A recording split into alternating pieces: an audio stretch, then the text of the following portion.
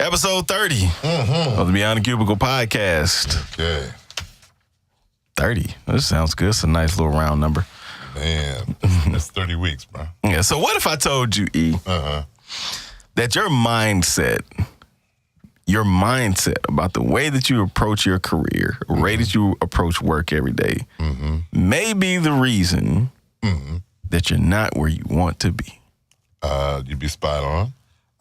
That's biblical. And Henry Ford said it best. If you think you can or think you can't, either way, you're right. You're absolutely right. So today on the show, we're starting a new 2-part series on mindset, right? Your mindset may be killing your career. Get out your own way. That's it, part 1. All right. As always, grab your pens and your paper. This is going to be a good one. This is one of our mindset episodes. The last few episodes were action episodes. This is a mindset episode. Grab your pens and your paper, your notepad, your cell phones. Check this intro.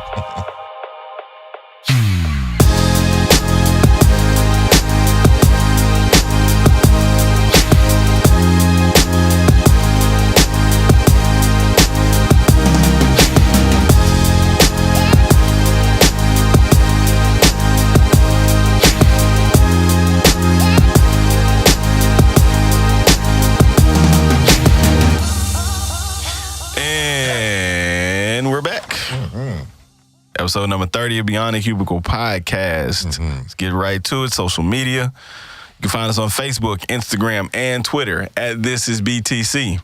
YouTube. Check us out on YouTube. Go to youtube.com, search Beyond the Cubicle.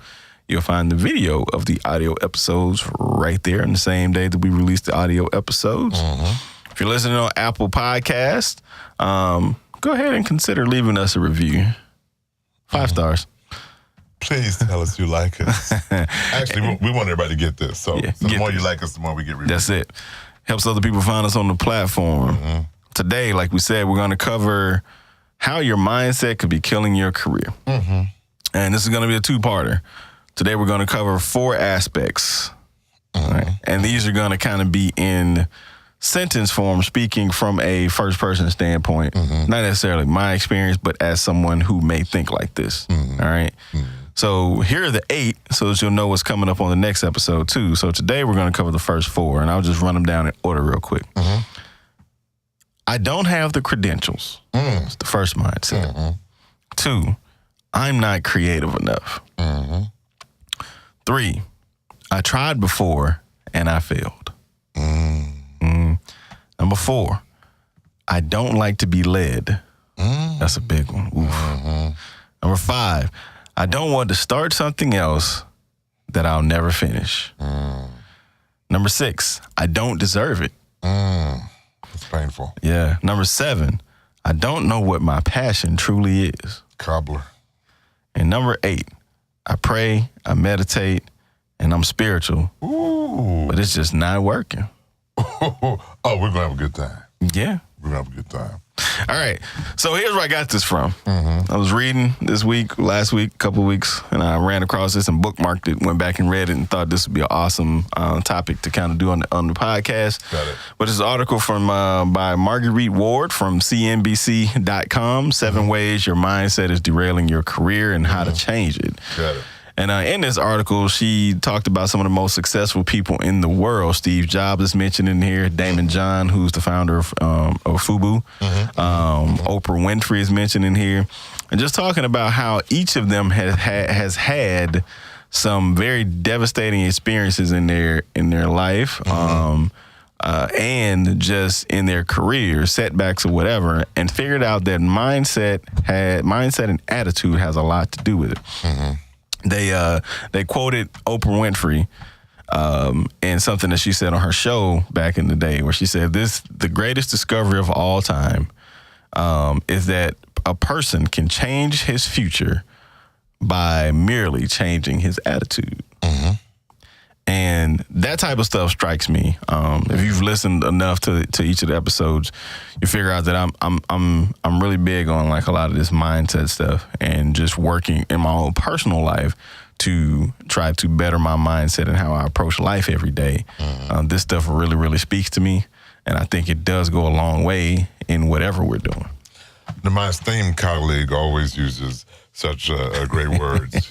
So if mindset throws anybody, it's the way you think. Yes. And does the way you think affect what happens to you? Now, I got to go biblical in a couple of these. Go. As a man thinketh in his heart, so is he. Yeah. The way that we look at ourselves, and you know, we've had this whole discussion about religion and versus spirituality. Absolutely. It's about how you think about what you're doing. And the examples we're going to use here and that are in the article are about people that changed the way that they thought and actually became more productive and more successful. Right. So the way you think about yourself is critical to you amounting to anything. Right. It's funny, they did a survey, and I was reading the research rather on this. They were saying babies that did not get nurturing early on became antisocial. So a lot of the ways that you think didn't happen in your adult life. They happened as you were being programmed with values and belief systems about yourself. Now, I was blessed to have parents to tell me anything anybody else can do, you can do. Well, they knew I was going to grow up in life with a tan. They knew what the disadvantages were going to be aimed at me, but they wanted me to know early is there's nothing in life that anybody else has done that you won't be able to do. Right. So the mindset starts early in your program. So if you've got funky mindsets and funky ways of thinking about yourself out there, guys, don't feel bad like it's always your fault. Exactly. It may not be your fault. Yeah. And so the first 7 of these actually are from this professor, economics professor and business strategist named Keld Johnson. And he wrote a book entitled Intelligence is Overrated. Thought you'd find that amusing. It's hard to find and it's overrated. Right. Okay. But in there, what he kind of laid out was 7 of the most common thoughts that he's seen that hold back people, and then kind of gave them ways to push past that thing. Awesome. Number 8, which was I pray, I meditate, and I'm spiritual, and it's not working, is one that I added because it's something that I've had conversations around my office with some coworkers about, and they're trying to find different ways to kind of break past some things, right? Absolutely. So that's why I added that one. So today, though, we're going to cover the first 4. Got it. And you know, we'll just hop right into it. So number 1 was I don't have the credentials. We've discussed this. I can't remember the episode. May have been back on one of our career episodes. We were telling people how to boost their careers or whatever, right? But not having the credentials, especially in today's landscape of information, right, should not be the thing that holds us back. Real quick, I'm sitting in a room full of people, and they were arguing what were the better schools. And I should have more than this person because I went to this school, whatever. I want to say this. Your school, unless you're in the legal field, where Ivy League is going to really get you something out of that. But even then, what employers want to know once you get finished with school, in fact, school represents one simple thing, academic stamina. Right. Okay. Right. And some kids are, oh man, it took me 5 years to get out. Your employer will not even think about that. They want to know, do you have academic stamina? Hopefully coming through the system, you can think. Right. Now, let's see what you can do. Once you get your first job, who cares? It's off. It took me 5 years. It's off. I don't even think about it. Nobody knows. Yeah. And nobody cares. No. The question your employer is going to ask you is, can you do this? Now, think about, I don't have the credentials. This happened in this person's programming back. Yes. Before then. Yeah. Somehow they've been made to feel small, right. Somehow less than. And they're going like, wow, I need to be one of those to be able to get this done. Well, let's look at this from the standpoint of just how we, as minorities in this particular country, have been kind of funneled down that path, right? Where I remember very clearly, and probably still have this conversation with my mom from time to time about, education is one of the most important things. Education. And it was not always education in the sense of just broadly educating yourself, but education in I need to go through the system. Oh, absolutely. You see what I'm saying? And so it's like, if that's where you're funneled and you're told from the time that you're a kid, even now with my children, right? You get this grade, you get to the next level. You get this degree, you open up this door, right? And it's not false. No. By me obtaining my degree in accounting and whatever, right? It opened up a door easier for me to walk through. Absolutely. But that does not mean that doors cannot be opened. No. Right? No. And so just like this particular article says, Mr. Johnson, who wrote the book, says if you lack proper certification, but you know that you're actually well qualified, meaning I have the ability and the knowledge, then stop at nothing to get yourself in the door. Absolutely. It's funny, earlier today, some coworkers and I were chatting, and they brought up Google. And they were like, Google is now taking in programmers without college experience. Absolutely. Because in that field, you can be so self-taught that it's not even about do you have a degree, it's can you get the work done. Absolutely. Absolutely.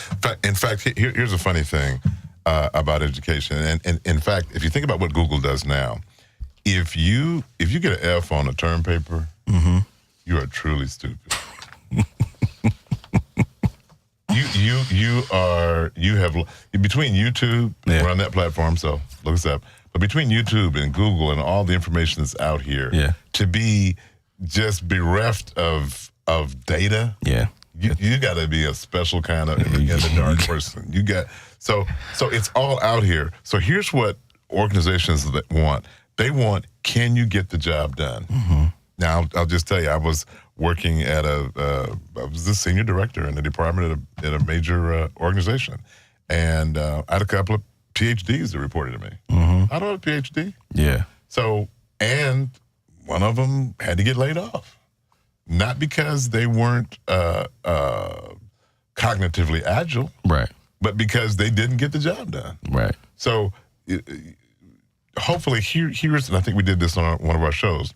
Here's what a degree is, or credentials are. I'm a black belt. Yep. I should be able to fight in a black belt tournament. Should be. However, I know that I can't beat all the black belts in there. Right. So when you get your degree, it says, I am this belt. I think I told you that story. I got my first black belt. I go to my tournament, a brand new gi, brand new black belt. Oh man, I'm ready to rock. Let's do it.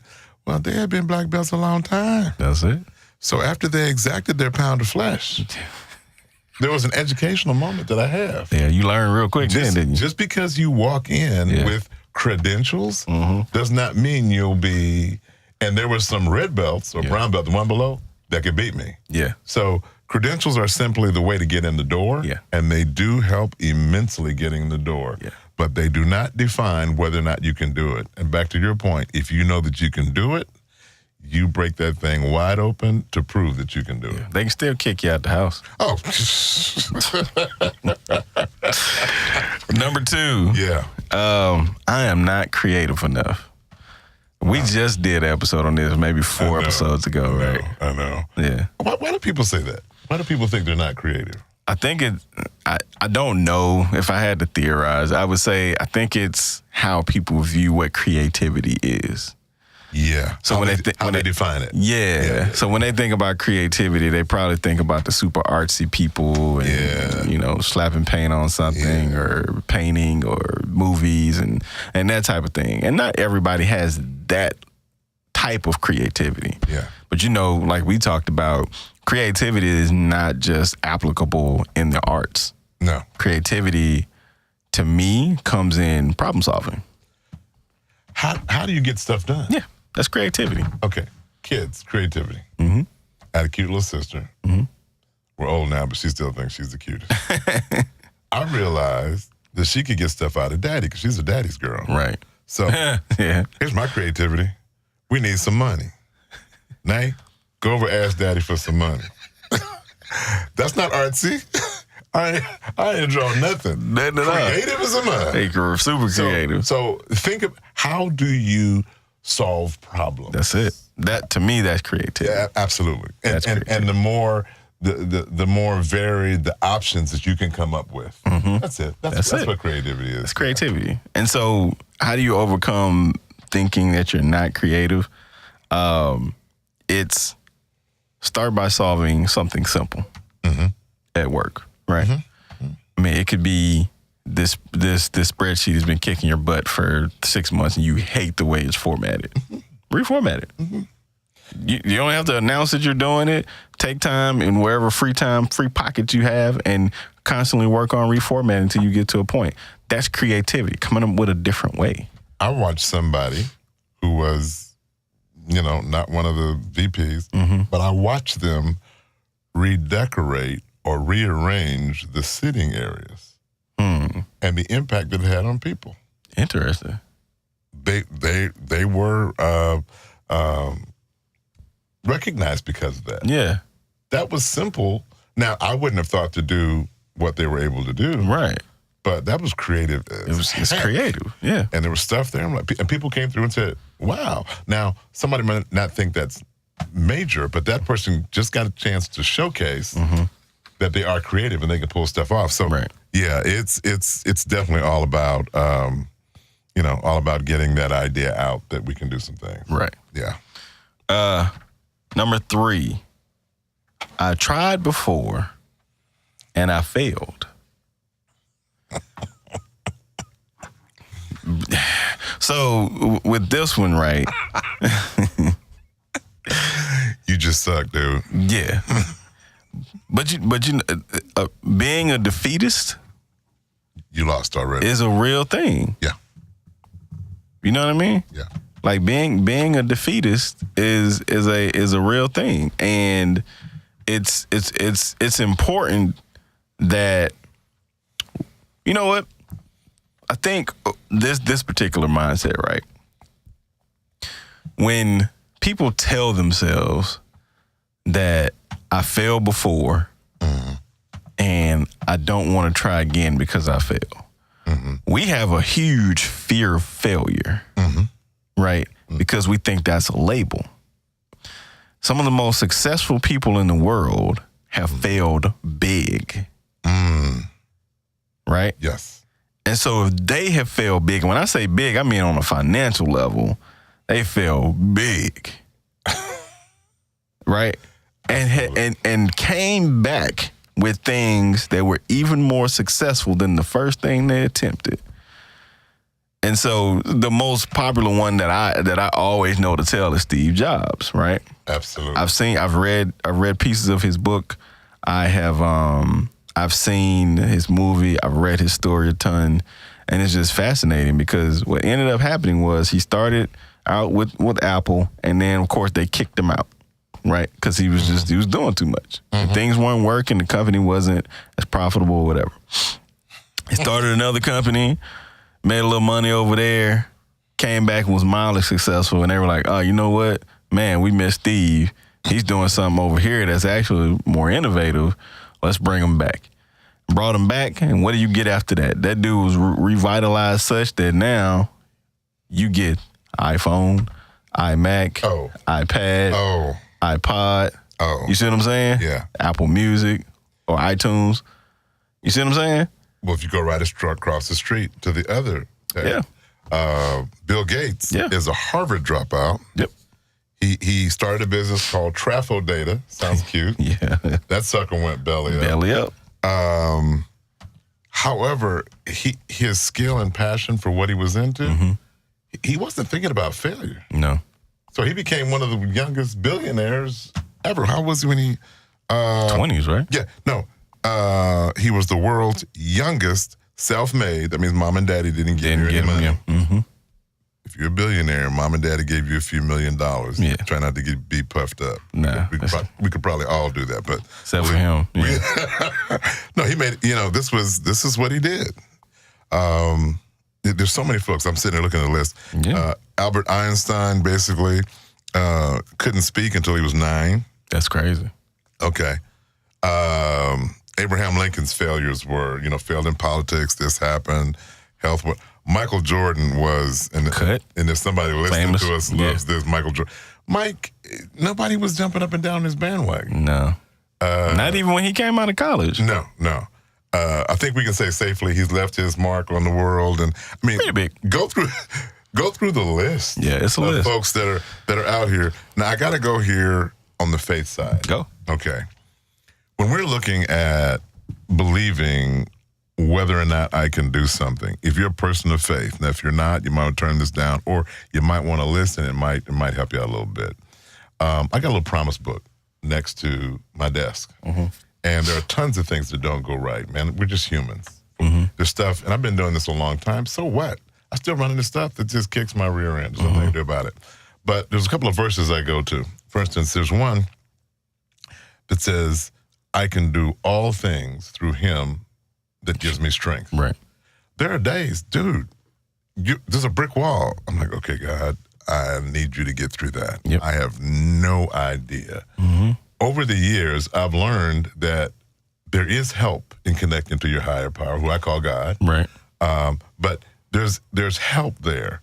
Then I read further, as I read in the book, and this one really got me as far as somebody dealing with this. As a man thinketh in his heart, so is he. So if you're looking at this saying, I tried and I failed, what if you said in your heart, with help from your higher power, divine hand, what if you said, this one didn't work, but I know there's an answer around the corner that I can get to. And changing that mindset, the way that we think, it's a challenge, but it's there. So if you're a person of faith, I say grab your word, grab those verses that encourage your spirit. Mm-hmm. Look for the ones. I mean, there are people that went through things. Come on. I mean, people went through all kind of stuff and didn't give up. Because this, if I stay here, I tried before and I failed, I am choosing to cop out. Yes. Focusing on the negative side of a situation constantly will keep you down. Absolutely. But if you can flip it, going back to one of my earlier tips, we were talking about mindsets, those episodes. Right. Get one day. Just, Give yourself one day, and then you need to start looking for solutions. Absolutely. And when it comes to having a lack of confidence and things like that, sometimes we all need a boost, right? Absolutely. But surround yourself with positive people, man. Oh, yeah. Positive people. Get in your word or read self-help books. Listen to positive messages and things like that. All right, number 4, and then we'll close it out. Okay. I don't like to be led. Okay, go home then. Right. Go home. This is probably one of the mindsets, coupled with a couple of the other ones, that can truly derail your career. Mm-hmm. Just because in many scenarios, and we can probably say 85% of any work situations, it's a hierarchical thing. Yeah. Even if you work for yourself, there's still a hierarchy. You just happen to be at the top. Yeah. Right? So if you don't like to be led, then one, that's a problem. It's a fatal problem. Yeah, it's a fatal problem. Yeah. Because even the CEO reports to the board. Yeah. And the chairman. and what can happen is kind of what we were talking about in a previous episode when we were talking about the different bosses or whatever, but sometimes you get people in there that, look, you're going to have smart people that are reporting to people who probably aren't as smart as them. Fine, right? It's life, right? Yeah. But when you think that you're the smartest one in the room, that's never a good look. No. Okay? Even if you're the boss, it doesn't matter. But no, it's never a good look. And why focus on, if I'm smarter than my boss, you know what my job is? Right. To take my abilities and make them look good. Mm-hmm. That's my job. Yeah. So, yeah. But, I mean, it could truly be having a significant drag on your career if that's the mindset that you're constantly working with, going into the office every day. Absolutely. And so for me, I would say with this person who thinks this way is, one, the number one thing is reassess where you are. Okay. Okay. Are you in a situation where you not wanting to be led is truly going to put you out of an opportunity, right? It's going to shut your opportunities out. If it is, you might need to start looking for other places that will benefit your personality and your talent. That's one. If you choose to stay in a more hierarchical structure and you don't like being led, then don't look at it as being led as much as it is looking at it as being collaborative. Okay.